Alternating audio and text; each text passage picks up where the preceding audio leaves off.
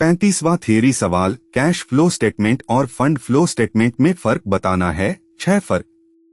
एक shortcut, cash flow सिर्फ cash से जुड़ा है, फंड फ्लो वर्किंग कैपिटल से जुड़ा है। चलो 6 महत्वपूर्ण फर्क लिखते हैं।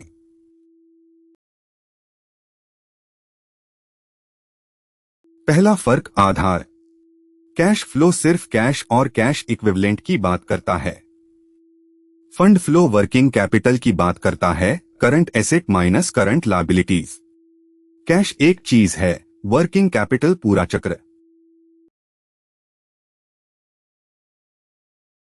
दूसरा फर्क, दायरा। कैश फ्लो का दायरा छोटा है, सिर्फ कैश।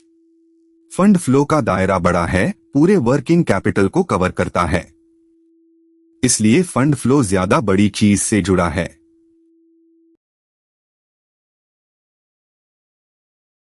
तीसरा फर्क, क्या दिखाते हैं। कैश फ्लो कैश का इनफ्लो और आउटफ्लो दिखाता है। फंड फ्लो फंड का सोर्स और एप्लीकेशन दिखाता है, यानी पैसा कहां से आया और कहां गया। चौथा फर्क, बनाने का आधार। कैश फ्लो स्टेटमेंट AS3 मानक के तहत बनता है। फंड फ्लो किसी लिखित मानक पर नहीं टिकता, पुरानी पद्धति है। कैश फ्लो मानकीकृत है, फंड फ्लो पारंपरिक। पांचवा फर्क, नतीजा।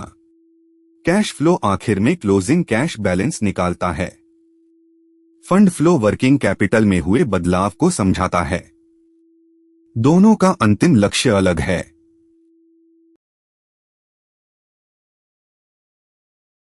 छठा फर्क, एक्रूअल।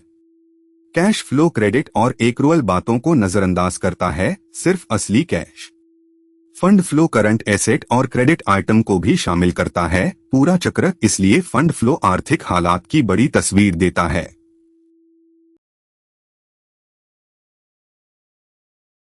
पक्का कर लो। 1, कैश सिर्फ कैश, फंड मतलब वर्किंग कैपिटल। 2, कैश में इनफ्लो आउटफ्लो, फंड में सोर्स एप्लीकेशन। 3, कैश AS3 पर, फंड पारंपरिक। 6 में से कोई भी 6 फर्क लिख लो, जवाब पूरा माना जाएगा।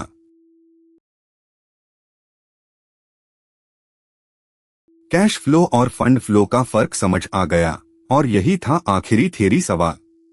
पूरा चैप्टर काढ़ा कर लो, कैश, कैश इक्विवेलेंट, तीनों एक्टिविटीज, फॉर्मेट और ये फर्क। फुल कोर्स AMPboard.ai पर।